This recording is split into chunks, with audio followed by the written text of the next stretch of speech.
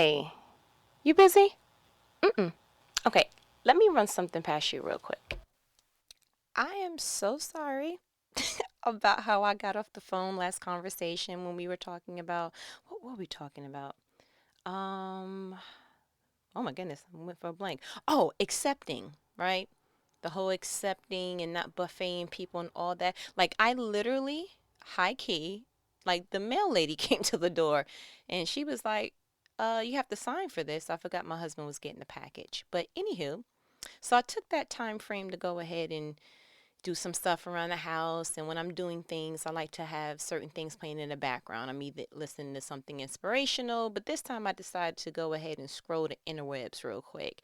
And I came across a interview with P. Henson, and she was talking about how her relationships and how women self sabotage certain relationships sometimes, and things that she really appreciates about the women in her life, and going on and on and on. And then she blurted out a word that just like jumped at the screen at me, and I was like, okay, Holy Spirit, I guess you want me to talk about that. So I went ahead and called you because you know how we roll. The word that she said was insecurity. And I was like, I would really love to talk about that. So, you know that I'm a huge proponent for all things security, especially for women, because I feel as if we forget. I said it before and I say it all the time, and I will say it again. Women were made after everything was complete. Spec- Let me specify that.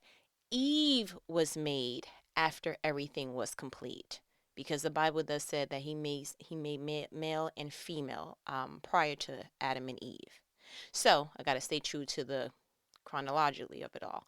But Eve was made from a already made man.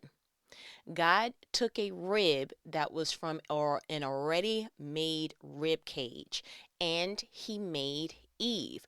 Once Eve came on the scene, there was already the light, everything that God went ahead and processed. I like to say he saved the best for last. But Eve came on the scene once everything was already secured and laid out. And so, before I even jump into all my thoughts, I wanted to first go ahead and call on a good bishop, New Oxford American Dictionary, and look up what is defined, or what's the definition of insecure. And it had two meanings.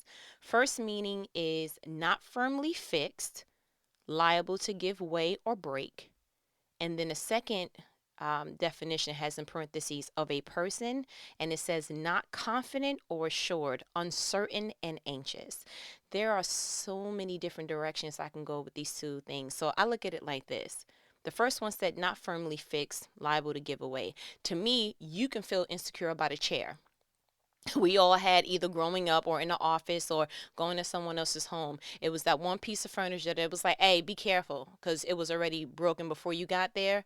And so you had to sit where you didn't give it all your weight, because there was a sense that if I give it my all, it's liable to go ahead and break from me, right? And we've all had that situation at one point or another. Listen, my brakes ain't good in my car, sir. Don't be pressing all the way. You're going to have to press a different way if you want this to stop by the time the light turns red. My gas gauge, for years, my husband's gas gauge wasn't working in his car. I was like, so how are you supposed to know when I know my car? Oh, okay. Well, I'm not driving it because there was I didn't have the security. It was insecure for me. You see what I'm saying? The second definition is not confident or assured, uncertain and anxious. And that rings so many different alarms in me. I want to go ahead and make a safe assumption, and I feel like I'm safe to do so because this is the judgment free phone call. But I want to go ahead and make the assumption that any area that a person is anxious in is because they have a insecurity or lack of confidence in that area. If it's a relationship, if it's a job opportunities, all these different things, I guarantee you. So I wanted to go more toward that. Let's just take the notion of a job opportunity. Why are people afraid or feel a sense of insecurity when it comes to job interviews or job opportunities? Is it because, and we can list 1,000 fears, right? Is it because you feel like you're not qualified? Is it because you feel like compared to the other people who are applying for it, that, you really, it feels like an apple to an orange kind of thing. You're both round, but one of y'all have a little bit more attributes that they may be looking for. Is it because you feel like, I'm comfortable in this particular position that I'm in now, and if I were to go ahead and promote up, then I don't know if I'll be able to handle the workload. But when you're looking at what makes you insecure about a situation, you also have to go about finding what will bring you security in that. Would you feel more secure if you were to go ahead and shadow someone that's already in the position that you want to go for? Like literally just say, hey, real quick, can I? And if you can't shadow them, can you go ahead and just pick their brain for a little bit? How's the life work balance with your position? And pretty much essentially comb through until you feel a sense of security for that particular job opportunity, job position. One of the things that I highly recommend is that when you're applying for the job, go and read the reviews for that company. As I stated before, everybody can't, or they all are making something up. Like, start to look at the commonalities and say, okay, they're all saying that management sucks. And they're all saying that on a scale from 1 to 5, with 5 being the greatest, that the life work balance is about a 1.5. And if that's an area that's important to you, then that may be an area or a position that you're like, you know what, it's not for me. But I feel like instead of going ahead and letting the fear thrive, you need to take the proper steps to say, okay, what is going to make me abolish this insecurity and bring on a sense of stability? You see where I'm going with that?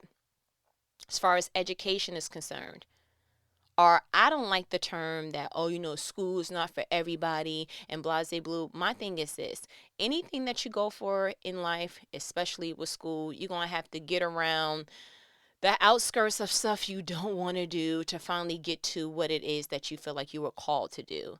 Like, I'm sure nurses were like, bruh, why do I have to take, this level of anthropology or whatever the prerequisites are for certain classes before you start getting to the nectar of what you came to school for? Are you fearful that, you know what, I don't want to go because I don't want 1,000,000,100 years of student loans? These are all very, very, very accurate assumptions. And that's just the thing. Can we pause right there? That's all, in my opinion, a fear is. A fear is an unexplored assumption, something that can happen. It's the what if to what you can possibly find out to demolish that. We can go on a what if journey, and then it starts to produce fear because we're bringing up situations in our mind and in our thinking process that we actually don't have answers for. What if I go and I can't pay the rest of tuition? What if I go and I don't do well? What if they said that you need this particular grade point average or this particular letter grade to continue the program? What if I get in the program and then one of my grades is not so good? What if I don't do so well on the test? What if you went ahead and started doing some things and putting some things in place that would go ahead and just off back erase any what if?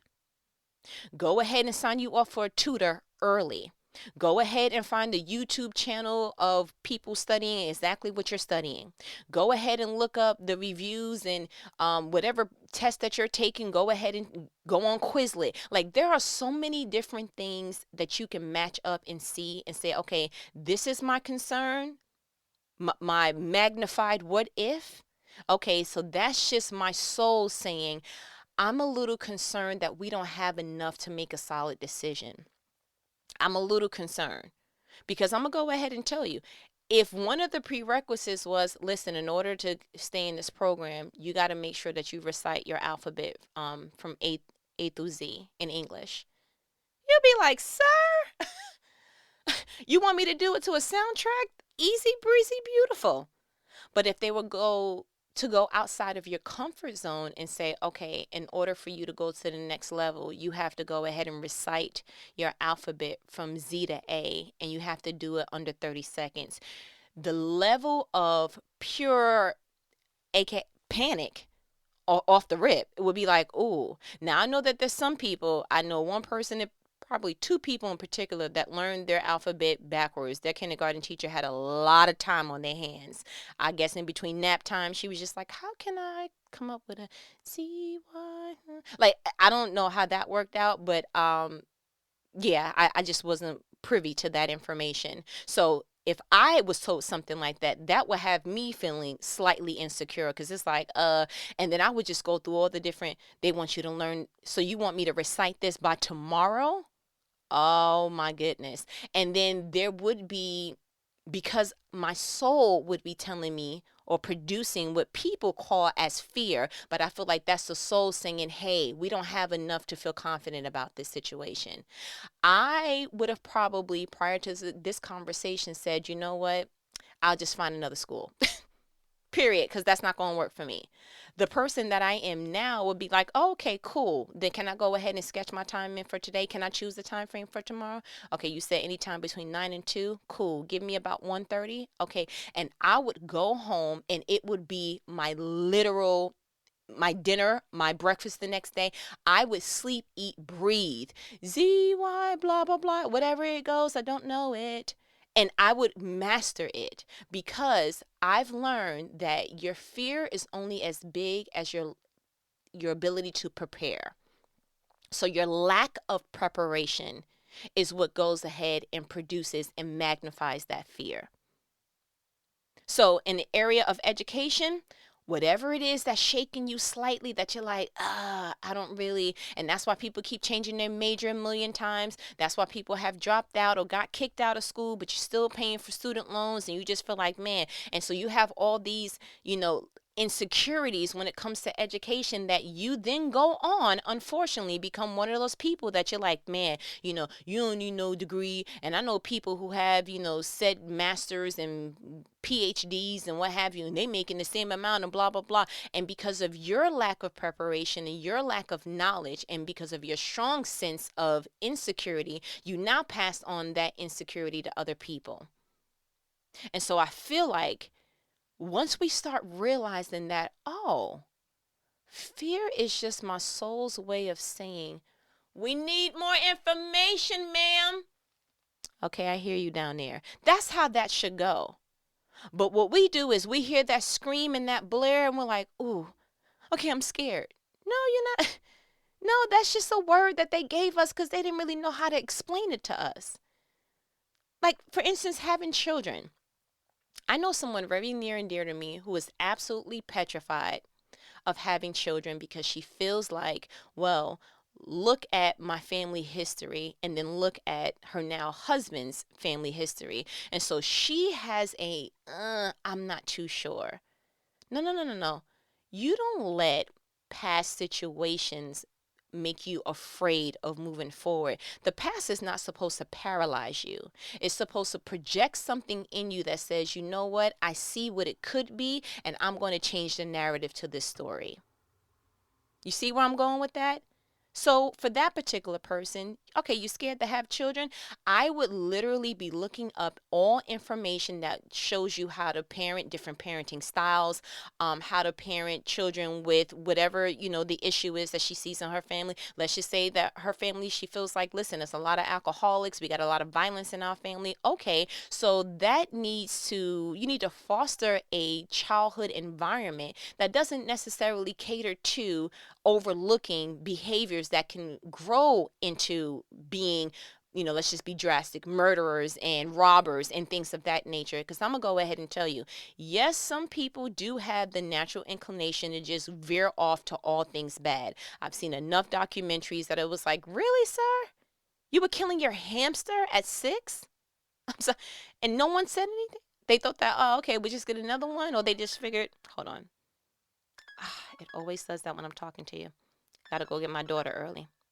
She doesn't have after school today. But let's continue.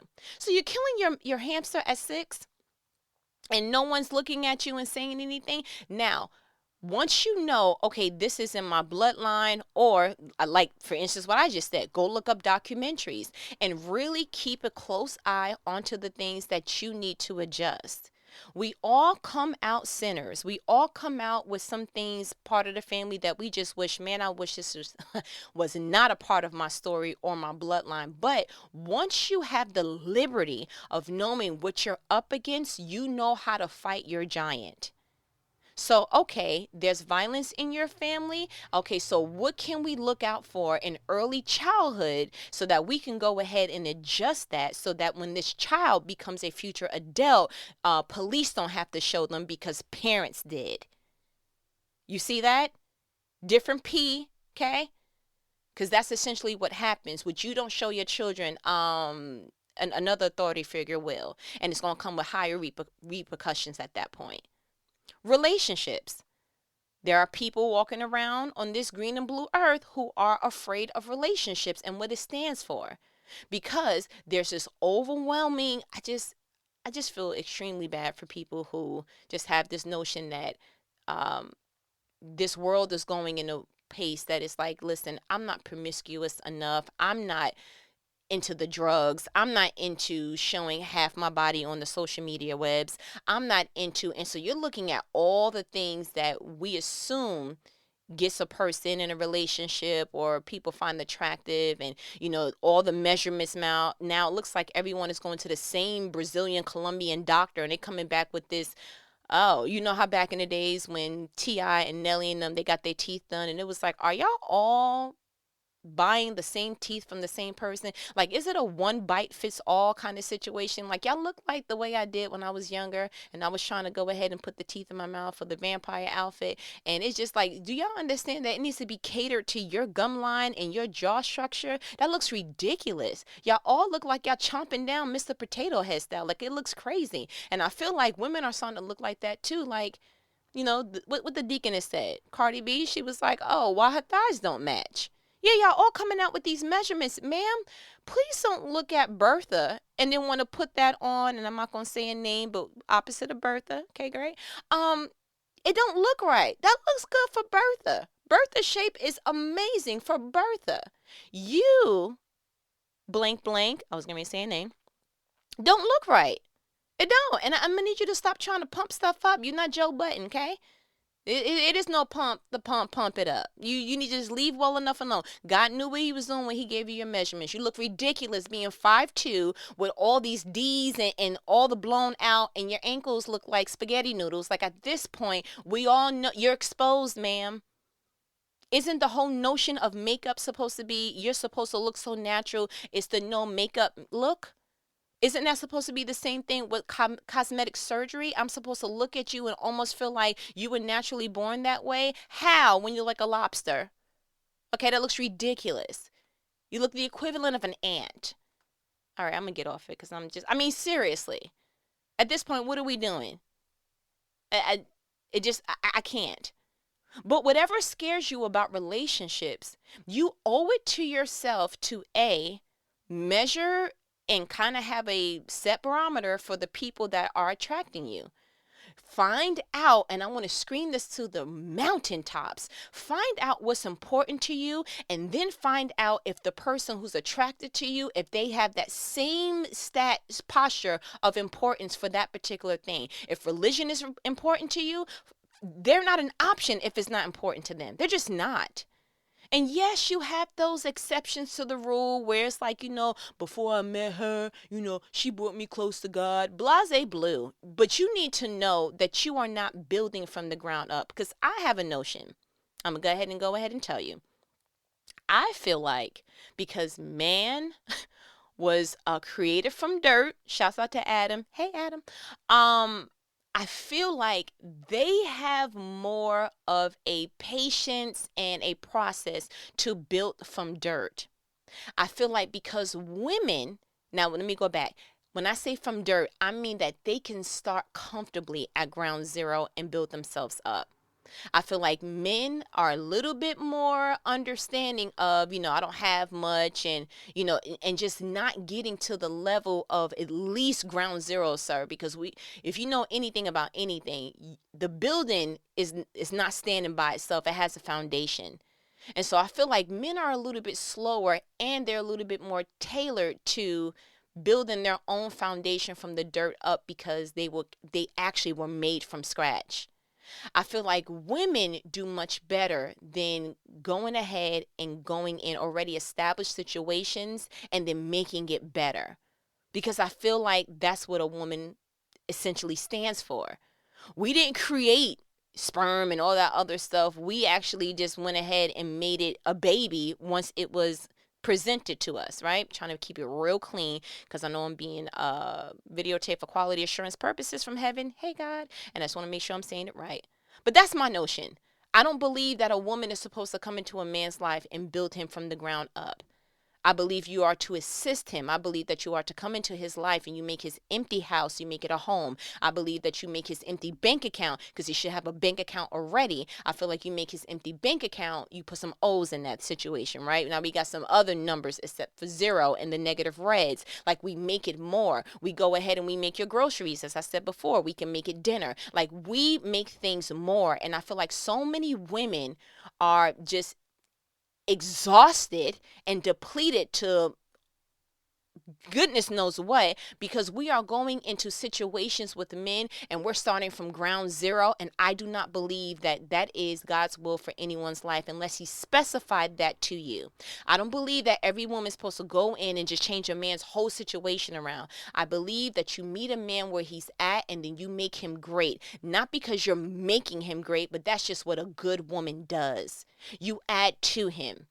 You find him single, you make him a father. You find him a great boyfriend, you make him a husband. Like, there are so many things that we do as women. When you are a purpose-driven woman, you add to your man. So many women have a disdain about dating because it feels like you're not meeting no one on the same level. You're not meeting people that's at least doing what you're doing, and it becomes frustrating. And the older that a woman gets, the more that the picking gets a little bit more scaled, because you are no longer, at one point when you were in your 20s, you was like, yo, he at least needs to have a GED. I mean, like, seriously. Then when you got into your late 20s, you're like, bro, he needs to have a job. I'm not saying he needs to be the CEO of the EEO, but he needs to have something. And then when you get in your 30s, you like, what do you have, sir? I think 30 is the mark that you feel like, I don't need you to have it all, but I need to see that at least for the last decade of your life, you did something with yourself. What did you just party and go to sleep for 10 years? That's ridiculous. From 20 to 30, like, what did you do? And so if you really want to impress a woman, if you really want to change the whole narrative about dating, it needs to be a better selection of men, because there's always going to be a plethora of women. There just is. But we need a better selection of men who are purpose bound, men who are, so many of our men are getting caught up and they just started their lives late, either because they wasn't shown how to do it, they were locked up. There's so many different things that they get a delayed start. Meanwhile, back at the lab, the only way for a woman, a purpose-driven woman, to have a delayed start is if she went ahead and had a baby by the wrong man. But we can go ahead and pause there. I feel like throwing my phone. Can I say it again? The quickest way to trip up a purpose-driven woman is for her to have a baby by the wrong man. That's why it irritates me that in my culture, it is taught, you better not have no babies in my house. That's a parent's way in my culture, African American. Good morning. Hey, how y'all doing?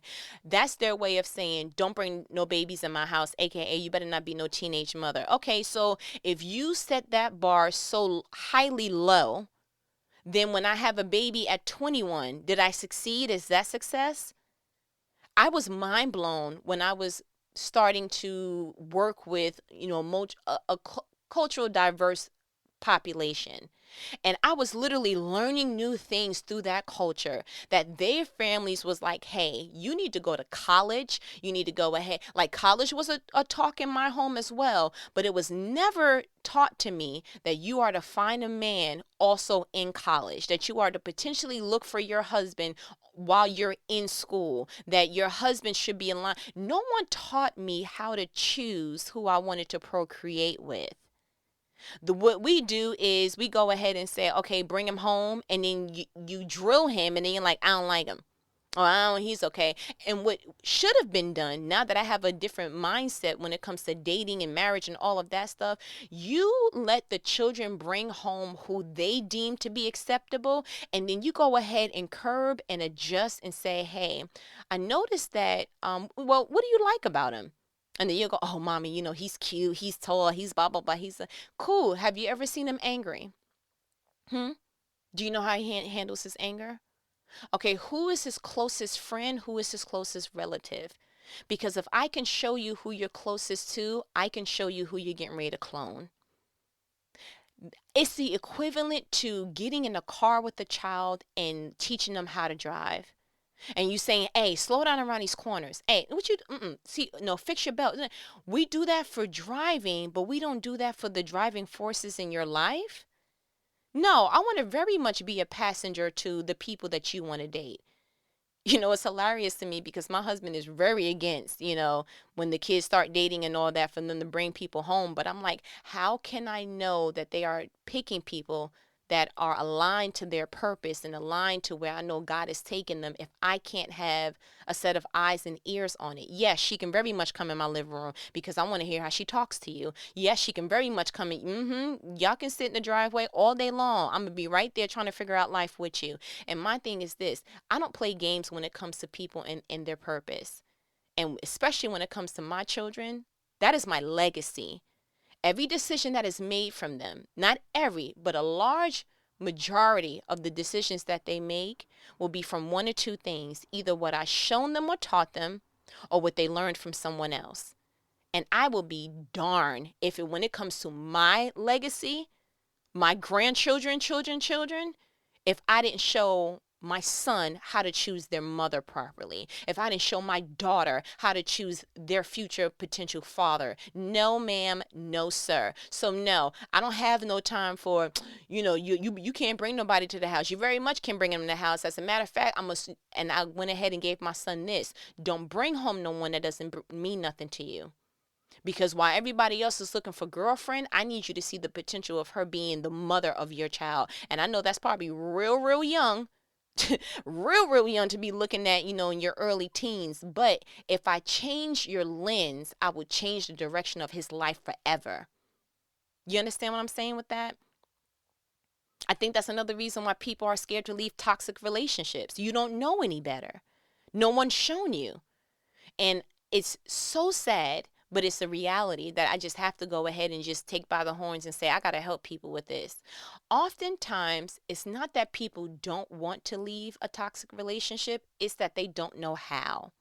And I know that seems outrageous because long gone are the days where you're like, he's my financial supporter. What do I do? That probably is most people's cases, but for the most part, not so much. We're not in the 1950s and 60s no more, where it's just like, I would, but I have 5,700 million kids by him. So what am I supposed to do? It's more so of, we have not had taught people how to override their emotional pain. And I went ahead and told someone this, and it just blew my mind. You have to outlast your pain. Pain does not last for an enormous set of time. It feels stronger than what it actually lasts. And I always relate pain to when the enemy had Jesus in the wilderness, and he was testing him for 40 days and 40 nights. When I read that Bible in that particular chapter, I only read that the enemy went ahead and tempted Jesus 3 times. And I'm sure them 3 times were absolutely exhausting. I'm sure it took a lot out of him, because the Bible says that once he was done, once the 40 days and 40 nights was up, that the angels had to go ahead and replenish him and minister to Jesus. So I know it had to be a lot. But you know what? In reality, it was only 3 times. 3 times, which means the enemy doesn't have longevity, and neither does your pain. So we need to teach people that no, you don't go ahead and resume a toxic relationship because you don't know how to manage getting over that pain. You don't just wake up from a toxic situation and go, okay, all better now. No, you have some toxic behaviors that you need to shed from you before you even jump back to wanting to talk to anybody, or until you even feel back to the baseline of being normally you. Please do not adhere to the pain by trying to resume the relationship again. That is not the way that goes. And no one teaches you this. No one teaches you if it was toxic before, it's going to be toxic now. The only way that relationship changes is if Jesus put his hands on something or someone. People do not change by themselves. And people change in time, not in weekends, not in months. So I'm sorry, blah, blah, blah. Listen, I need you to start muting people and listening to their actions. Literally, that's what you need to start doing. So what I really wanted to take away with this whole thing about being insecure is you're insecure because you feel a lack of security in your situation. So then you do your due diligence. You find out whatever it is. You get to the root of whatever it is. So my challenge to you is acknowledge your fears. They're just a reminder of an incompleted sense of security. Acknowledge where you need more information or simply where you need more faith. Because you can go ahead and just kill fear with those two things. Again, it's just an echo from your soul saying, I don't have enough information to move on in confidence. And so you're supposed to reply with, okay, either we're going to continue to step in faith, or I'm going to gather some more information. And as a matter of fact, faith can even be gathering information. It can simply mean you going back to God and you saying, God, I'm nervous. I just need to know for certain that I heard from you. You said to do this, right? And if you feel that peace, I don't care about your nerves. If you feel that inner peace in your spirit, then you are supposed to walk in. So you can walk with a sense of, I have the information that I need. I have what I need. The same faith that Noah did, building that ark for as long as he did without ever seeing rain, that's the faith that you need. He had the information that he needed. He had the instruction that he needed. I'm sure that at some point it was are you sure, sir? All this gopher wood? I think I'm positive God said what he said. You understand where I'm going with that?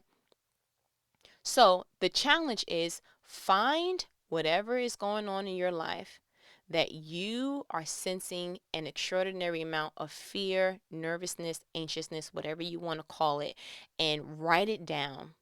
Then on the other side of the paper, I want you to write down, do I need more information or do I need to apply more faith?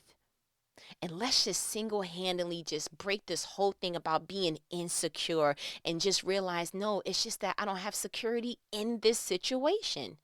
That's it. Go ahead and break that loose and get some security. You see what I'm saying? But I think you got what you needed. I really do. This was a great conversation. I just wanted to really break that whole thing down and just kill that narrative of, oh, she's insecure. No, sir. You didn't give her security in her heart realm, and so she doesn't have the security in you. Mic drop, eyes rolled, neck rolling. Have a nice day.